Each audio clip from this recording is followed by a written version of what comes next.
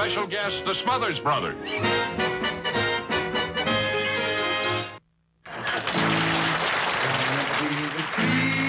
Fill the breeze with rare and magic perfume. Oh no, it isn't the breeze. No. That's not right. I said it wasn't the trees. I know you said it wasn't the trees, but then you said, oh no, it isn't the breeze. Well, you said it wasn't the breeze. Well, first it wasn't the breeze, it was the trees. Oh yeah, well, if it's the trees, it can't be the breeze. And I said, oh no, it isn't the breeze. So how? I'm awful right. You are right, but just forget everything I've told you. Just say, can it be the trees that fill the breeze? Please. Okay. Can it be the what? Trees. Can it be the trees that fill the breeze, please? No, that's stupid. How can it be the trees that fill the breeze? Okay, fellas, okay.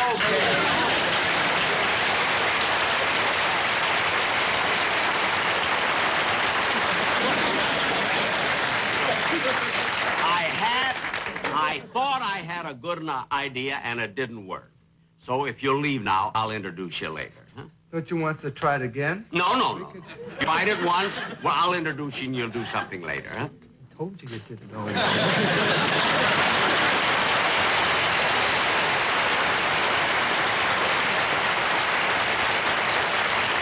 Of course, ladies and gentlemen, you know those are the Smothers Brothers.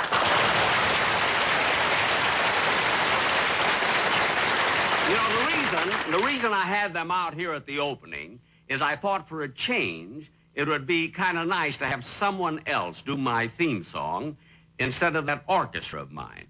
See, it's not that I have anything against my musicians, but when the brass section blows through their instruments and those fumes fill the breeze, believe me, it's a rare but not magic perfume.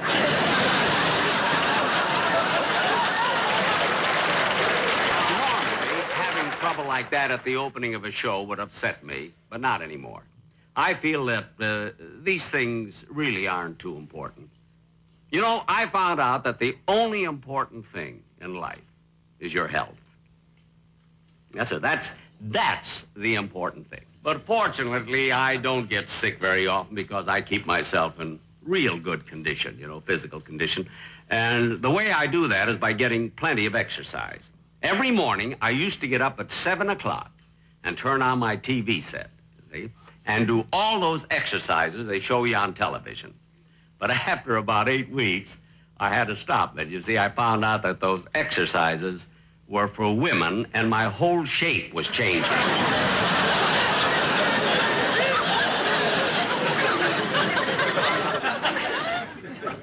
As a matter of fact, I didn't notice it myself until one day well, I better save that for the Johnny Carson show.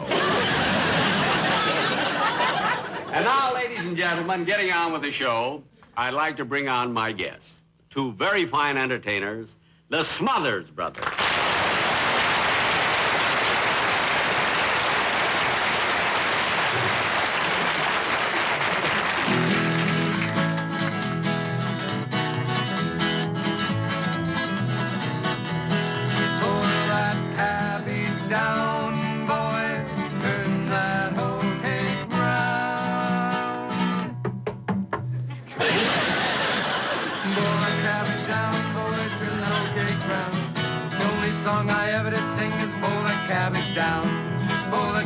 Down, boy, turn that old kick round. The only song I ever did sing is Pull That Cabbage Down. Take it, Tom. No. I said no, I didn't want to take it. You're supposed to take it. Aren't you a folk singer? Yes, but I said no because I didn't want to take it. Wait a minute, you're a folk singer. Have you read the folk singer's guidebook? Yeah, but I didn't want to. And what does the guidebook say? It says all folk singers are obligated to do what? You're obligated to take it. Without hesitation, without thinking, yeah. Like a reflex, Tommy. Take it, Tom. Boom, boom, boom. Yeah, when well, I say take it, hop to it. that cabbage down. Take it, Tom. Boom, boom, boom.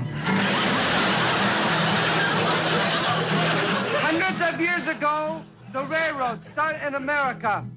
Rugged men of yesteryear went out in the wilderness with vision in their eyes and big 9-pound hammers in their hands. Went out in the wilderness to build the great spider web of steel rails, the transcontinental railroad to span our country as these men went out in the wilderness and toiled and inched their way across the vast bosom of America. Thought throw a little sex in the show. But this wasn't just a fun job. There was dangers in this job as they built the railroads up the mountains and down the mountains and across the deserts and over raging rivers, and they had to span crevices, deep crevices in the ground, and in the bottom of the crevices there was pumas. These just pumas with claws and foam coming out of these pumas' mouths, and the railroad men, they're going, whoa, look at those pumas down there! I'm not gonna build any railroad across the crowd. There's pumas in the crevices. There were no pumas in the crevices because we don't have pumas here. There are no pumas in America.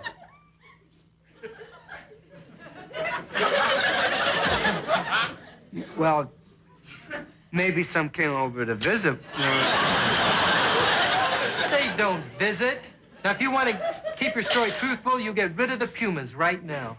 I'm not going down that crevice.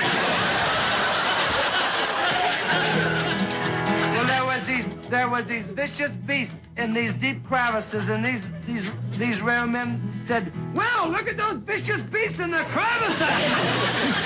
They look like pumas. But they weren't. And they were sore afraid, yet the railroads were completed. Yes, the transcontinental railroads were completed, and a big feast was transpired for these rugged railroad men. And the sole subsistence for this big feast for these railroad men, the sole substance was hot cakes boiled in cabbage juice. It's not so popular now. They have to sing about something else. Bought myself a bicycle, I learned to ride it well. Crashed into a telephone pole and broke it all to pieces. Cabbage down, boys, turn that old cake round. The only song I ever did sing was boil that cabbage down. Oh, working on the railroad, working all day long. Take it.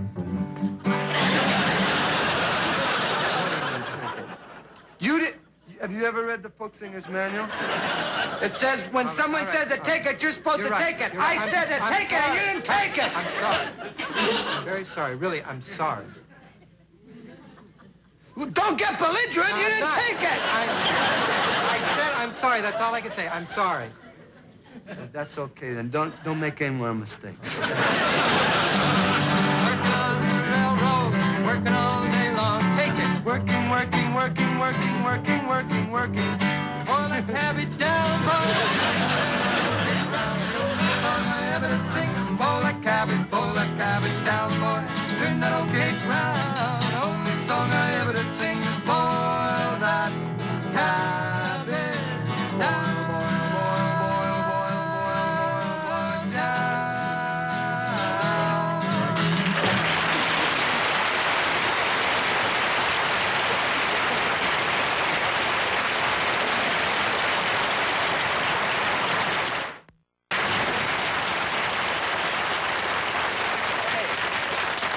Fellas, that was very, very good.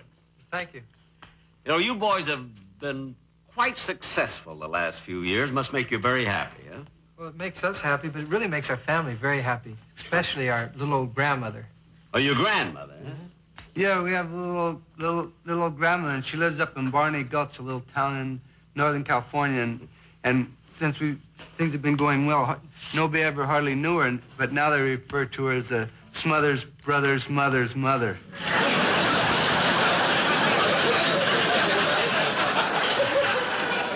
No. Yes, she has a mailbox this long. Oh, all right. Well, fellas, tell me something about yourself. Where did you go to school? Well, we went to high school down here in Redondo Beach, California, and then we both went to college. Oh, went to college, both of you. What'd you study?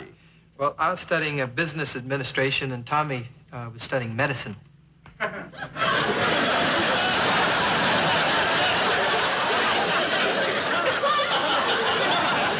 He looks like a puma to me.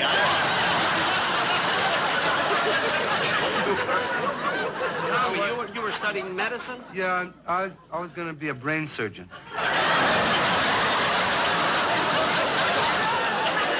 A brain surgeon? Yeah, I couldn't be a puma. There's no puma.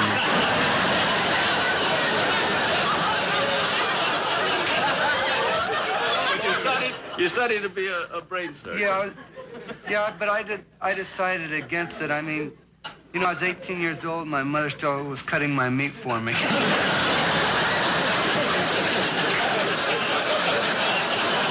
I can see where that might lessen your confidence. I was pretty good with a fork, but a knife, I was lousy. Well, tell me, how did you kids happen to get into show business? You know, we were watching television, a program, and there was this guy that came out, and he didn't do anything. He just kind of stood around, and he stared at the audience. Tommy. He did, too. He just went out, and he stood out there, and he kind of stared at the audience. He didn't do anything. Well, the way I figured, if he could go out there and stand around and do nothing, I guess I figured we could maybe do something.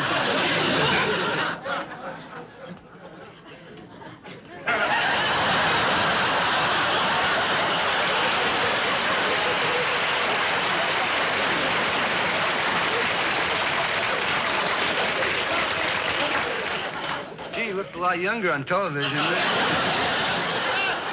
He doesn't know what we're talking about. I do, too. And that was years ago. Anyway, I'm glad I was responsible for you going into show business. Now, I know you're going to do another number, so what's it going to be? How does he know we're going to do another number? When he pays, he knows. Yeah, well, you better pay us plenty, because brain surgeons don't work cheap. I know. Just do your number.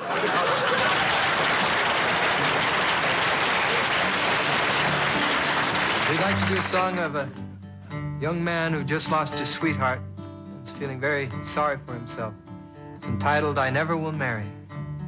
Some say that love is a gentle thing, but it only has caused me pain.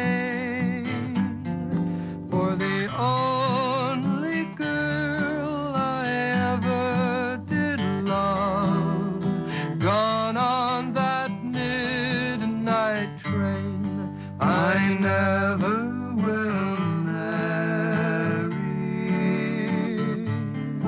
I'll take me no wife. I expect to live single of my life.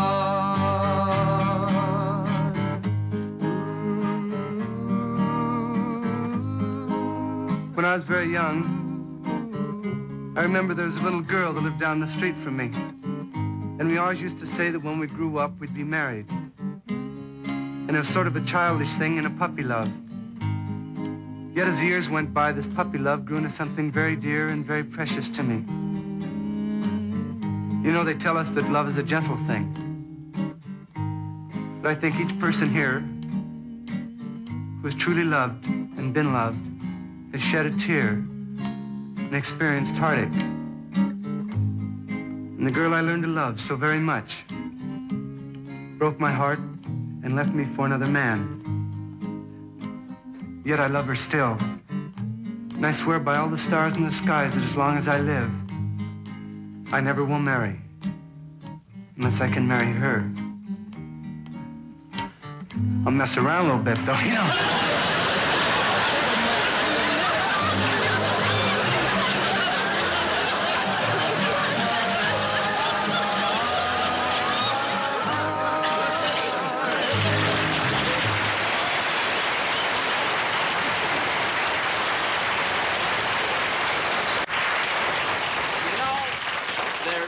something about those boys that's very familiar.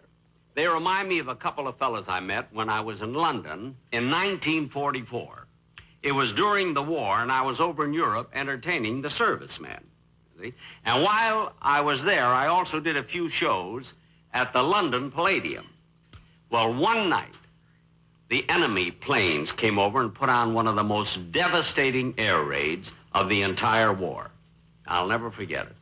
I had finished my show at the theater, and I was walking back to my hotel, see, when the sirens started to wail, and the bombs dropped, and the searchlights were crisscrossing the sky. By Jove, they gave us a bit of what for tonight. Not half. This one's even worse than the other one. Listen. Do you hear something? Cool another duck. Sounds like we've got a real live bomber out here. Blimey, that's a big one. I ought to go and get the bomb diffusing squad. Oh. There's a bloke under here. I better hurry. Hold on.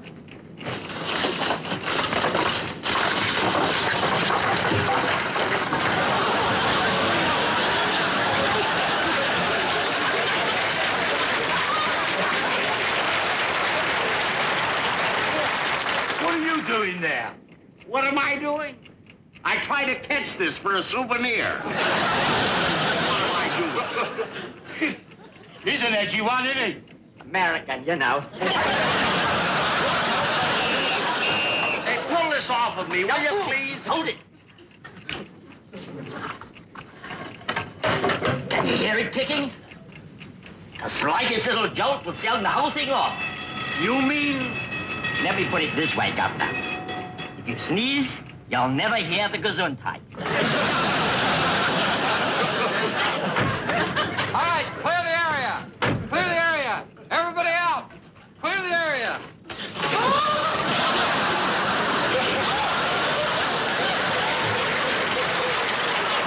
Hey, clear the area. He said, everybody, clear the area.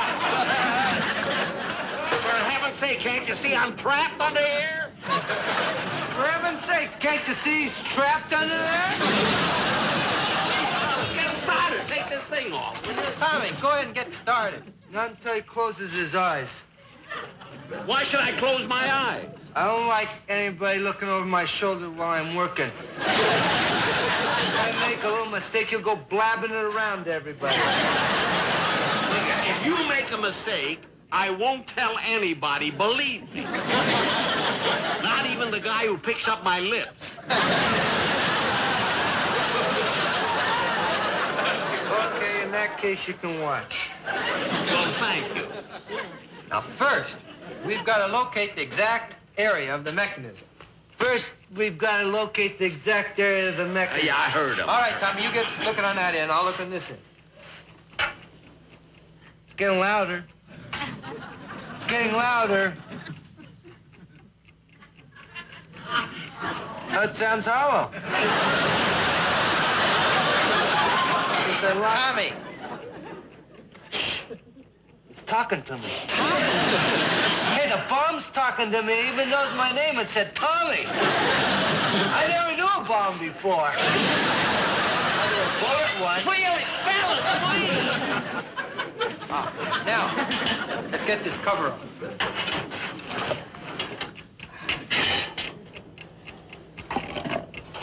Look at this clock. What a beautiful mechanism. That's an XK-41. That's a Swiss movement. No, the XK-41 happens to be a German movement. It's a Swiss movement. It's a German movement. XK-41's German. It's a Swiss It movement. is not. Who cares? Stop talking and work. There's always the fellas who are just lying around there that keep rushing.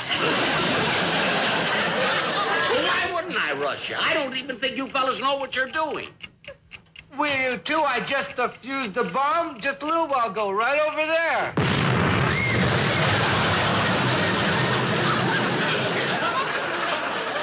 Must have been over there. Tommy, I thought you said you defused that bomb. I did what I always do. I detach the white wire from the blue wire. It's supposed to be the green wire from the blue wire. I thought it was the white wire. It's always been the green wire from the blue wire. But just a little mistake. I mean, everybody makes a mistake. Oh, yeah. You know, nobody's perfect.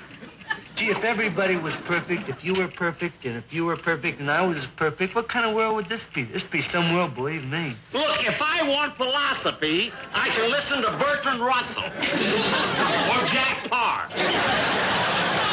Now get back to work, will you? Okay. Well, according to this clock, we've got about 2 minutes before the bomb goes off. So we better hurry. Yeah, I'll get behind this cogwheel here, and I'll detach this wire right there. Tommy, I just noticed something. Do you know who this is? No, who? That's Jack Benny. You mean the guy that's playing at the Palladium? Yeah, it's Jack Benny. Are you really? Yes, I'm Jack Benny. Hey, nice to meet you. Don't get up. Go to the truck and get the guitar. Yeah. Guitar? We want to get into show business, Mr. Benny, and we'd sure like to do a number for you. But there's no time. You said yourself there's only 2 minutes left on the bomb. Great. Tommy, let's do that special song we've been working on.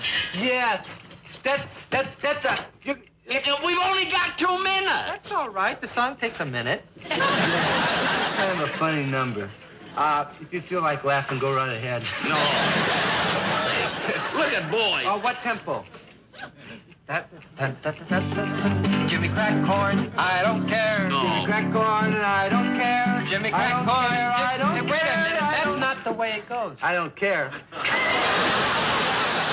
you like that one? Fine. How about an encore? Never mind the encore. We've only got a few seconds You left. didn't get it. Let's do it again. Fella!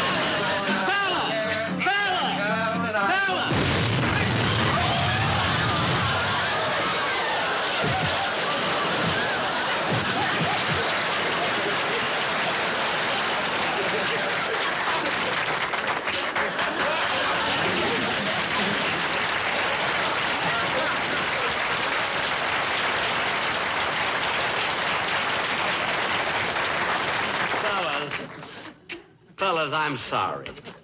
If I told my producer once, I told him 1,000 times. When we do a sketch, don't use a real bomb.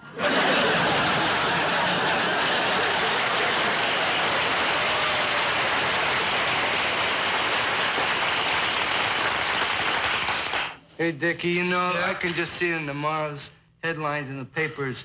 Benny's bomb Smothers Brothers.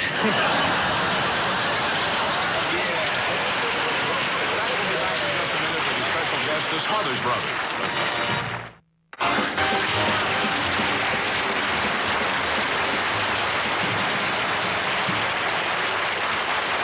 Thanks, boys. Thanks very much for being on the show. Yeah, this, you know, this is one of the dirtiest shows I've ever been on.